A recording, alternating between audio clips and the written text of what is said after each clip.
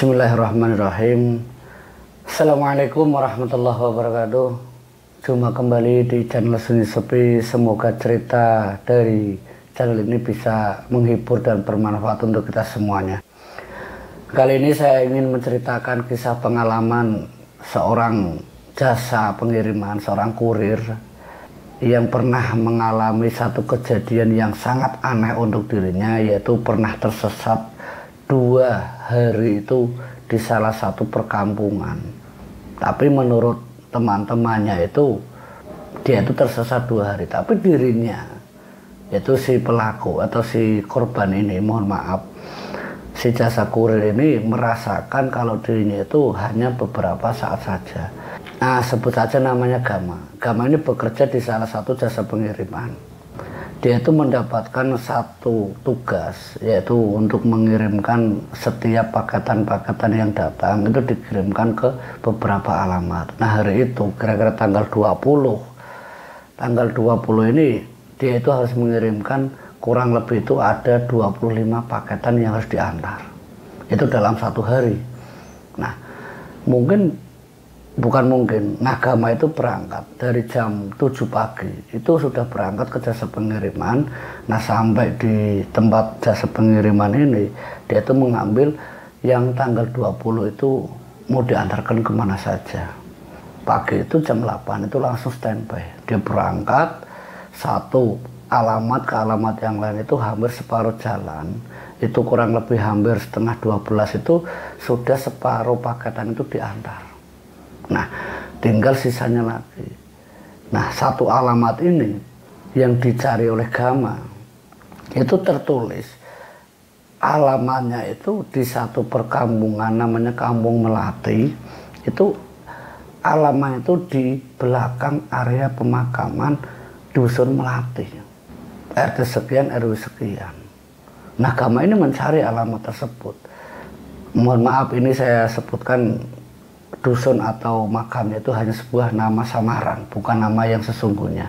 Nah, Gama ini terus mencari alamat area pemakaman Dusun Melati, nanya ke lingkungan sekitar, ketemu alamat tersebut. Nah, kira-kira waktu dia tepat di area pemakaman itu mendengar adzan zuhur. Gama itu berhenti di situ. Gama berhenti mendengarkan azan selesai sembari melihat alamat yang tertera di paketan tersebut di belakang area pemakaman Dusun Melati. Azan itu selesai, dia itu masih duduk di atas motor sembari ngisep rokok karena masih adzan ini, dia nunggu sampai selesai. Nah, ketika dia asik ngerokok itu di belakang pemakaman itu seperti terlihat sebuah dusun atau perkampungan. Nah, sementara jalan di area pemakaman tersebut itu tidak ada jalan pintas yang bisa melewati ke dusun itu selain harus melewati tengah-tengah pemakaman. Nah, bingung Gama harus lewat mana, alamatnya di belakang pemakaman. Sementara jalan tembusnya atau jalan untuk masuk ke desa itu dia itu bingung harus kemana lewatnya, apakah harus nerjang ini makam.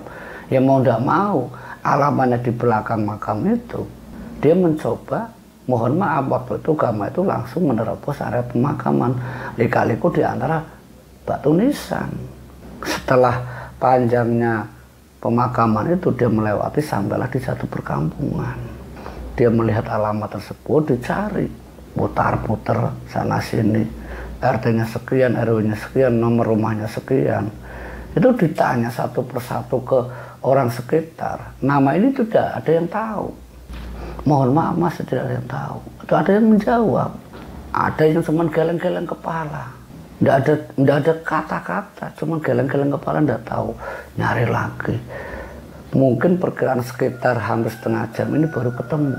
Sesampainya di alamat yang dituju, akhirnya paket itu diserahkan. Nah, ketika paket itu diserahkan ke pemiliknya, yaitu orang yang memesan ini, orang itu diam saja dan menundukkan kepala. Dia terima tapi dengan menundukkan kepala. Nah, Gama ini maksudnya kan mau minta tanda tangan atau seperti barang itu sudah diterima, seperti tanda bukti. Orang itu tanda tangan diterima, terima kasih. Dia diam saja cuma manduk. langsung masuk ke rumah tersebut. Nah setelah diterima paketan oleh pemiliknya, Gama langsung mencari paketan yang harus dituju ke desa yang lain. Masih ada di sekitar dusun Melati, dia mencoba mencari alamat tersebut. Mutar-mutar di situ, itu tidak ada yang tahu lagi. Padahal sebelum dia masuk area pemakaman, paketan yang seharusnya antrian setelah di belakang pemakaman itu tidak jauh dari pemakaman. Karena dia sudah melewati, maaf misalkan RT 1 atau RW 4, di sebelahnya itu ada RT 2 atau RW 4. Cuma di sebelahnya, tapi waktu itu Gama setelah mengantarkan paket yang di area belakang pemakaman tersebut, itu muter-muter, nggak temu-temu. Untuk cari jalan keluar tadi di mana pemakaman tadi, itu nggak ketemu. Tadi saya lewat itu di area pemakaman, tapi makam itu tidak terlihat oleh Gama. Sampai tanya ke sana sini, sampai sana sini. Waktu itu di kampung tersebut itu seperti kampung mati. Jam 12:30 siang itu orang-orang itu seperti tidak ada yang di luar. Semuanya itu seperti pada istirahat siang. Gama bingung mau cari alamat, mau keluar dari kampung dusun Melati itu bingung. Di perumahan itu bingung, mau nanya ke siapa. Tidak ada satu orang pun. Ada anak kecil, didatangi lari. Bukannya menjawab atau apa, malah lari anak itu masuk ke dalam rumahnya. Gama bingung. Dia mencoba mengingat kemana tadi tempat dia itu masuk di kampung Melati ini, di perumahan ini. Dia masih ingat dia itu masuk di tengah-tengah area pemakaman. Tapi pemakaman itu dicari itu benar-benar ketemu. Sampai 2:30 terdengar adzan. Adzan asar itu terdengar oleh Gama. Gama akhirnya apa? Dia berhenti. Karena apa? Hampir 2 jam. Dari jam 12:30 sampai 2:30. Itu tidak ketemu jalan pintas yang baru tadi itu dilewati, yaitu apa? Pemakaman yang harus dilewati di tengah-tengahnya. Dia berhenti. Ngerokok itu sampai hampir 4 kali Gama itu habis. Ya karena apa? Dia bingung. Mau tanya ke siapa? Mau kemana bingung. Mutar-mutar tidak temu-temu itu pemakamannya di mana. Padahal jelas ketika dia masuk melewati pemakaman itu di belakang itu ada satu rumah yang dia ingat. Tapi ketika sampai di rumah tersebut, itu di belakang itu tidak ada pemakaman. Sampai dia merenung bingung, sambil ngerokok terdengar azan. Azan itu selesai, baru terlihat makam. Loh, ini makamnya. Akhirnya dia menerobos makam tersebut. Dia keluar dari area pemakaman, antarkan paket kedua. Setelah paketan yang diantarkan di dusun Melati tadi, di perumahan di belakang makam tadi. Dia harus melewati area pemakaman, keluar, dia ketemu dengan alamat yang berikutnya. Setelah ketemu ini, paketan atas nama Mbak Risma. Mbak Risma ini komplain sama Gama. Mas, ini paketannya kok terlambat. Terlambat gimana Mbak? Kata Gama. Ini terlambat Mas 2 hari. Harusnya kan tanggal 20. Mbak, ini kan masih tanggal 20. Gama itu bilangnya seperti itu. Mas, sampai jangan ngaco, ini tanggal 22 Mas. Tidak mungkin Mbak, saya ini berangkat tanggal 20, ini masih tanggal 20. Ya udahlah Mbak, terima aja lah. Gama orangnya kan kayak gitu. Diterima, si penerima juga tanda tangan. Tapi dalam hati Gama, orang apa bukan, ini masih tanggal 20, ngomong tanggal 22. Dalam hati Gama, diantarkan paket berikutnya, yang setelahnya itu tidak ada komplain. Dia terima saja. Sampai singkat ceritanya, setelah semua paketan itu selesai, dia balik ke jasa pengiriman tempat dia bekerja. Setelah sampai kurang lebih itu hampir jam 7:30 malam itu baru nyampe. 7:30 malam dia baru nyampe. Nah di situ sama bosnya itu seperti kebingungan. Gama, iya, kamu dari mana saja? Ya saya habis nganterin paket lah. Kamu dari mana? Nganterin paket kemana? Ini paketan kamu, kata teman-temannya itu. Itu udah 2 hari tidak diantar. Takut saya mau antar, itu haknya kamu. Kalau tidak diantar, ya dapat komplainan. Nah, datang bosnya. Gama, kamu dari mana saja? Ya saya habis nganterin paket Pak. Nganterin paket kemana? Kok nyampe 2 hari? Kok 2 hari Pak? Saya ini kan baru bekerja tadi pagi sampai hari ini. Kok 2 hari gimana Pak? Kamu tahu enggak? Iya Pak, kenapa? Paketan kamu itu tanggal 21, tanggal 22 ini belum diantar. Nah ini kan masih tanggal 20 Pak. Itu kan jatahnya besok. Teman-temannya melongo. Gama, ini tanggal 22. Tanggal 22 gimana? Besok 21. Kata Gama, emang Gamanya orangnya agak ngotot. Kamu lihat sekarang, kamu tanya semuanya, kata bosnya. Kamu tanya 1, 2, 3, 4, 5. Ini semuanya termasuk supirnya ini yang mengantarkan paket dari tempat yang lain. Ini tanggal berapa? Mas, maaf mas, ini tanggal berapa? Tanggal 22. Kamu, ini itu tanggal 22, kata bosnya. Sebenarnya kamu dari mana aja? Pak, mohon maaf Pak, ungkap Gama ngomong sama bosnya. Gini Pak, saya juga sempat keheranan Pak. Tadi habis asar, saya itu mengantarkan paket ke Mbak Risma. Itu tidak jauh dari alamat itu. Tapi kata Mbak Risma itu tanggalnya 22. Padahal saya yakin itu masih tanggal 20. Bahkan saya sempat diomel-omelin. Tapi saya ngerasa itu tanggal 20. Ya sudah Pak, saya minta tanda tangan saja. Tanda terima. Tapi saya memang sempat dikomplain. Yang terakhir juga ngomong yang sama. Itu 3 kali Pak. Saya dapat komplainan dari orang-orang yang paketannya itu katanya telat. Saya juga sempat mikir bingung. Kok bisa-bisanya saya berangkat tanggal 20, kok nyampainya tanggal 22. Tapi mohon maaf ini Pak, saya mau jelaskan dulu. Tadi sewaktu saya mengantarkan sebelum ke alamatnya Mbak Risma, itu ada satu alamat, ditulis di alamat tersebut. Alamatnya itu di belakang pemakaman Dusun Melati. Nah waktunya itu sedang duhur. Saya duduk nunggu duhur selesai, nunggu adanya selesai. Nah terus saya coba cari jalan, kok ndak ada jalan. Nah terus saya memaksakan diri melewati di antara batu nisan. Nah di situ kampung itu ada di belakang pemakaman. Tapi memang Pak, saya ngerasa di situ itu setelah pakai saya antar, itu orang-orang di lingkungan perumahan itu sepi sekali. Dan saya keluarnya itu setelah terdengar adzan asar. Setelah saya keluar dari perumahan, setelah mendengar asar, saya baru melihat pemakaman tersebut. Nah di situ saya melewati pemakaman yang harus menerjang di antara batu nisan. Setelah saya keluar antarkan ke Mbak Risma, nah di situ sempat saya bingung.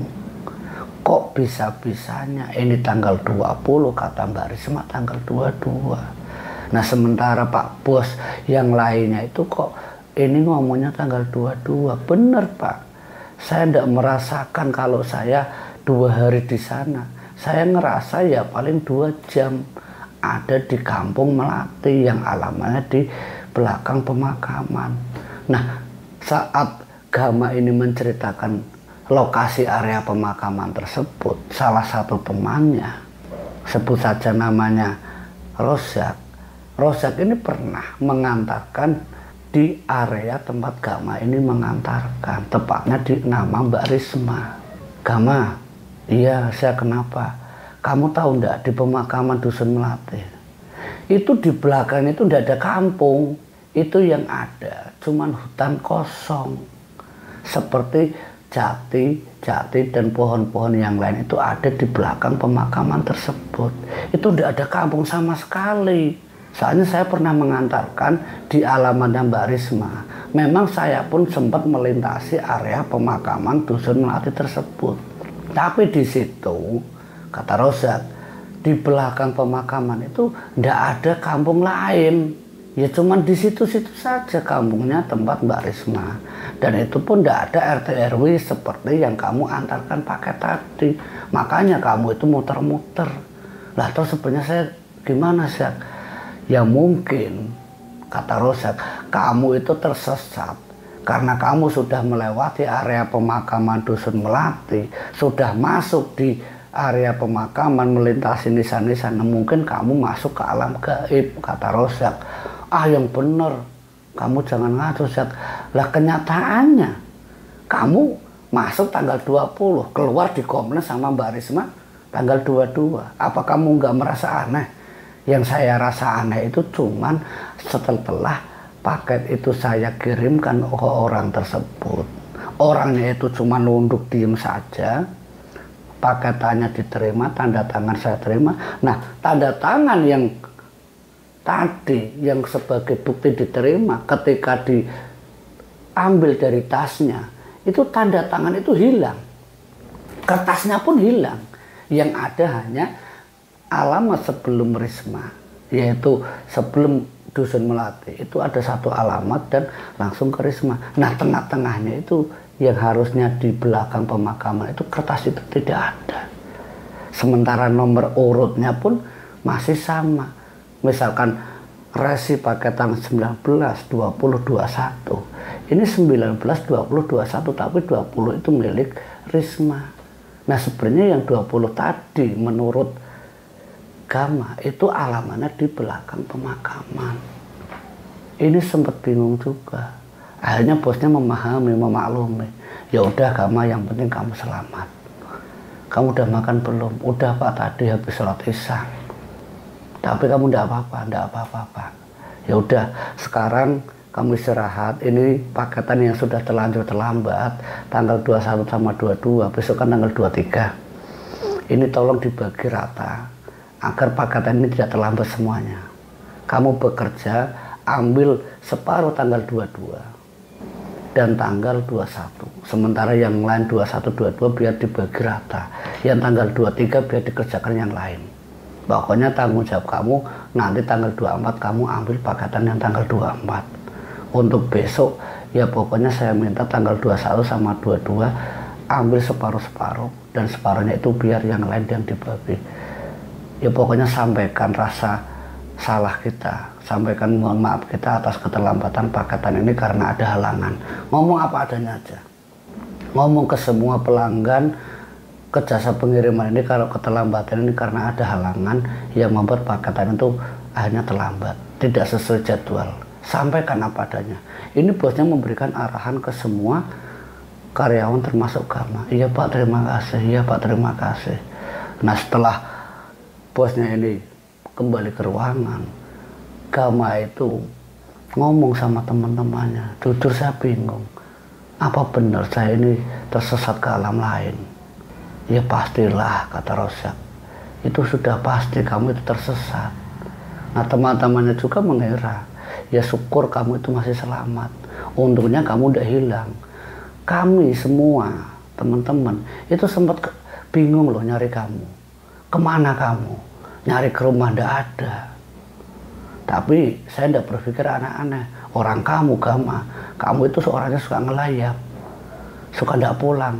Makanya saya nggak nanya ke orang tua kamu. Saya kira kamu itu biasa ngilang begitu saja. Tapi kok anehnya itu sampai 2 hari. Itu teman-temannya itu sempat mencari ke orang tuanya juga. Emang kamu udah nyampe ke rumah saya? Sudah. Cuma saya tidak kepikiran kalau kamu itu tersesat. Saya pikirnya kamu itu ya biasa ngelayap, main kemana. Bener, saya tidak kemana-mana. Saya ngomong apa adanya, kata Gama. Saya ngomong apa adanya, saya itu ya ada di tempat itu. Memang terasa aneh, sepi, sunyi. Dan jam 12:30 siang itu di perumahan itu seperti tidak ada kehidupan. Ada anak kecil, anak itu didatangi kabur. Benar, saya keadaan itu benar-benar membuat pengalaman saya. Ya udahlah, yang penting kita tidak apa-apa, kamunya tidak apa-apa. Lain kali hati-hati.